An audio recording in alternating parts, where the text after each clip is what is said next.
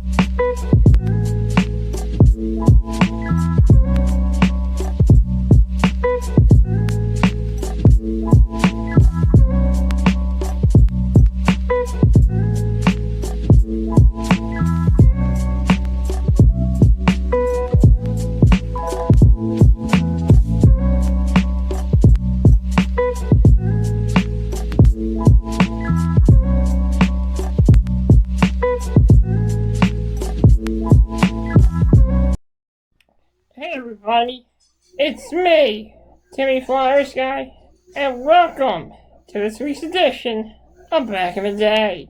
In our last episode, we took a look at another obscure gaming console, and that was the N64 disk drive.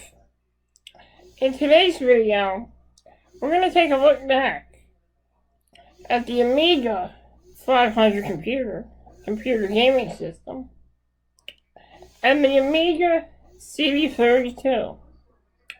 The Amiga came out a couple years before the Sega Genesis was released.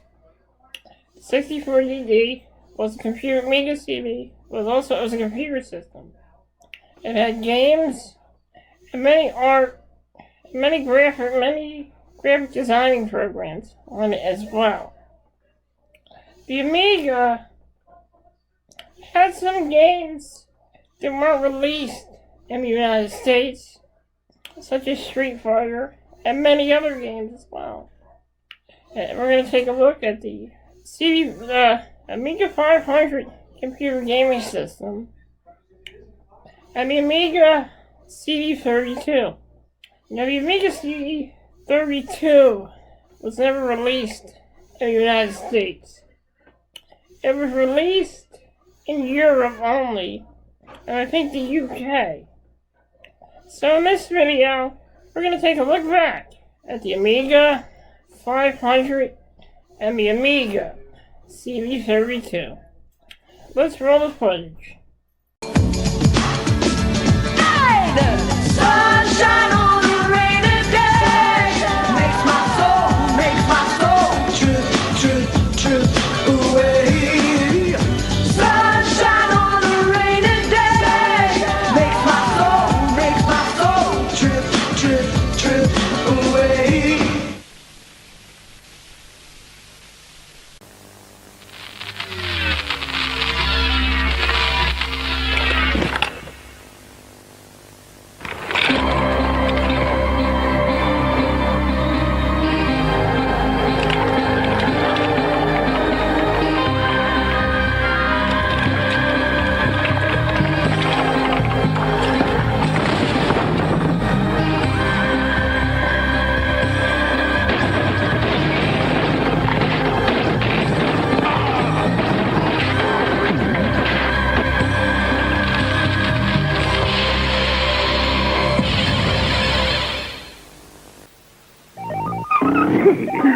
you could instantly win one of 200 Commodore Amigas with scrubby curly quavers. Or push over a new computer game starring me and my pal G.I. Ant. There are 10,000 to be won. Details on every package. Watch out, computers have got curly. I am the Commodore Amiga 500 home computer. Dazzling animation at your command. I am the Commodore Amiga 500, a multitasking home office in your hand. I am the Commodore Amiga 500, total home video you control, and arcade quality games in stereo. And now, you can be everything I am.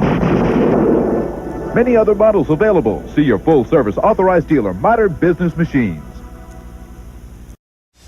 Imaginez que votre télé est un écran d'ordinateur domestique. Plusieurs ordinateurs offrent des graphiques assez fades, d'autres un peu moins. Enfin, il y a la nouvelle gamme d'Amiga 500 de Commodore. Avec plus de 4000 couleurs et un peu d'imagination, vous pourrez faire vos travaux scolaires, de l'édition électronique, de la musique en stéréo et même du traitement multitâche. Il en fait plus que certains ordinateurs qui se vendent presque 2 fois plus cher. Seulement l'Amiga peut vous l'offrir à si bas prix. My name's Carly, and suck-face Amanda. Well, she sucked a bogran, because guess what? So gave back our assignments. I was so excellent, because guess what? I beat her. But then she spat blood badly, because guess what? Mine just looks so good because of my Commodore Amiga. So easy. I might do homework more often just to get Amanda. She's so furious and such a spat because she hasn't got one. Suffer chronically, Amanda. See ya.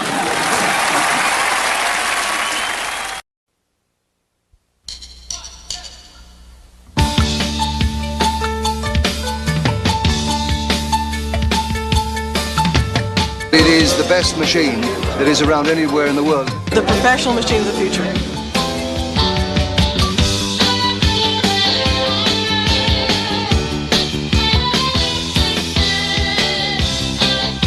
How would I describe it? I think it's fantastic. Awesome. It's going to skyrocket. Only Amiga makes it possible. Only Amiga makes it possible. Only Amiga makes it happen. Only Amiga makes it possible. Only Amiga makes it happen. Amiga's got the guts to do things that you can't do on other hardware. And it does all the work for you. Wow. State-of-the-art technology at a price that everybody can afford. The Amiga is the best graphics machine available in the world today. Only Amiga. Only Amiga. Only Amiga. Only Amiga. Only Amiga. Only Amiga. Only Amiga. Only Amiga. Makes it possible. Only Amiga. Only Amiga makes it possible. Only Amiga. Outrageous. Makes it possible. Fabulous. Only Amiga makes it possible. This is it.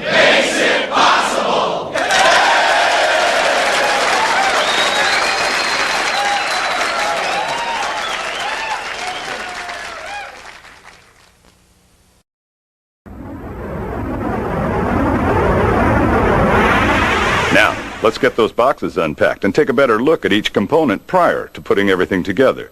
For this example, we'll use an Amiga 500 system. Later on, we'll show you how to assemble an Amiga 2000 series system as well.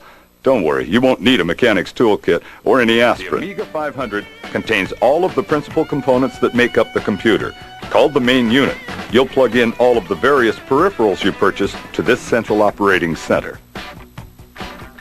The main unit of the Amiga 500 includes a keyboard, a disk drive, the Amiga processing system called the CPU, or Central Processing Unit, some memory, graphics, and sound chips, and an expansion slot for future hardware additions. In the back of the unit, you'll find a number of connectors for plugging in peripheral devices, such as external disk drives, printers, and telephone modems. If we've lost you already, don't worry. We'll explain everything in a few minutes. There are two cables coming out of the power supply. This end connects the unit to the Amiga, while the other end plugs into the power socket in your wall. In the packaging for the main unit, you'll also find a device with a long cable attached to it. This is the mouse. We'll talk a lot about mice, or specifically your mouse, as this video continues. In another box, you'll find the monitor display for the Amiga. There are a number of different monitors available for the Amiga, but for this video, we'll use the monitor offered by Commodore. This monitor looks very similar to a television monitor. It includes jacks for plugging in computer signals, stereo sound, and video. You may have purchased some other components as well, including a disk drive, a printer, or a modem. We'll discuss all of them as we proceed, but for now, we're going to discuss the assembly of a basic Amiga 500 system. When working with computers, it's a common wish to get started as quickly as possible. Some people will jump right in, forgetting to read the instruction guides that come with the computers. We suggest that you read through your Amiga User's Guide for information on getting set up and using the operating system. Connecting anything, it's a good idea to check and make sure that everything is turned off. For those of you that purchased additional memory, your first step is to insert the A501 memory unit into the bottom of the CPU. The memory board is sensitive and comes packaged in a static-proof container. Follow the instructions in the user's guide. Remove the cover of the memory slot, then carefully insert the memory board onto the slotted connector. Don't force it, but do use some pressure. Once it's snug in the connector, replace the cover onto the bottom of the unit. Next, attach the RGB monitor. You may want to mount it on the rear deck of the Amiga, but it would be a bit better if you could find a place next to or behind the unit, so the monitor is on a stable surface. Now, before moving any further, let's make sure we have several items available to us while we learn how to use the computer. You will need the Commodore User Guide, the workbench disk, several blank disks, a pen and paper for taking some notes. Before you power up the computer for the first time, it's a good idea to check all of the connections to make sure there isn't anything loose or improperly attached. Once you're sure that everything is properly set up, you can flip the power switch. Within a moment or two, an image will appear on the screen of your monitor. If nothing happens, check to make sure that you've turned the monitor on. The display will show a computer disk and the word workbench. One of the pet peeves of computer users is that regardless of the computer they use, sometimes an instruction will cause the computer to become confused and to lock up. This is called crashing. When the computer crashes, all the data in its memory is usually lost, although the information on your disk will remain okay. The Amiga provides the user with a message indicating the type of problem. The Amiga uses a clever term called guru to signify... Hey everybody, it's me, Timmy Flyers Guy here. Are you looking for a great place with reliable service, friendly employees, and great food? Then I suggest you come on down to Tano's Deli, located on the corner of Bingham and Clyde in the Burholm section of Northeast Philadelphia, right across the street from Kennedy Crossing. Tano's Deli specializes in many great sandwiches and many great lunch specials. So if you're ever in the mood for some great food, reliable service, and friendly employees, then I suggest you check out Tano's Deli, located on the corner of Bingham and Bly, right across the street from Kennedy Crossing. Come down to Tano's when you feel hungry and you need something fast and something good, then go to Tano's Deli, because they'll hook you up.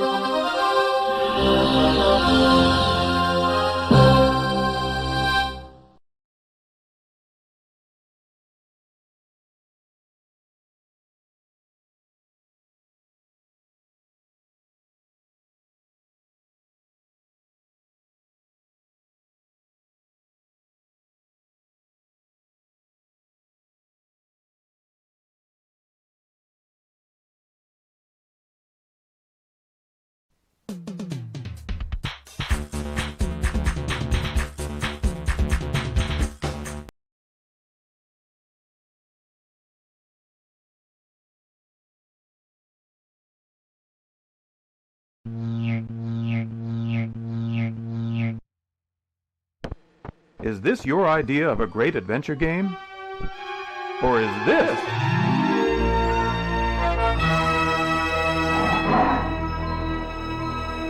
Introducing the Amiga CD32, the world's first 32-bit game machine. Years in development, Commodore's advanced graphics architecture chips allow finer detail than any competing product, and over 250,000 colors on the screen at once. Combine this graphics power with the mighty 68020 microprocessor and CD stereo sound, and the possibilities are limitless.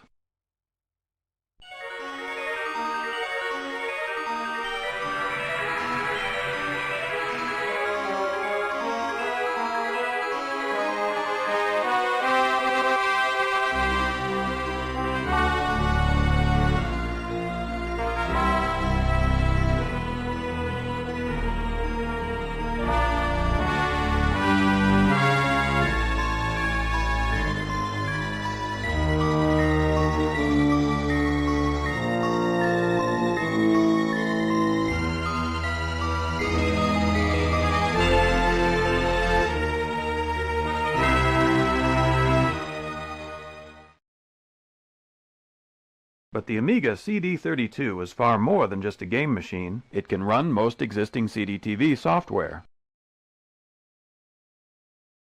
It's a state-of-the-art CD audio player with a graphical user interface, and it's great for desktop video and multimedia presentations, like the one you're watching right now.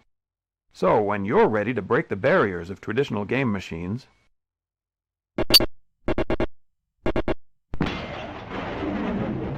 take a look at the Amiga CD32. It blows away the competition.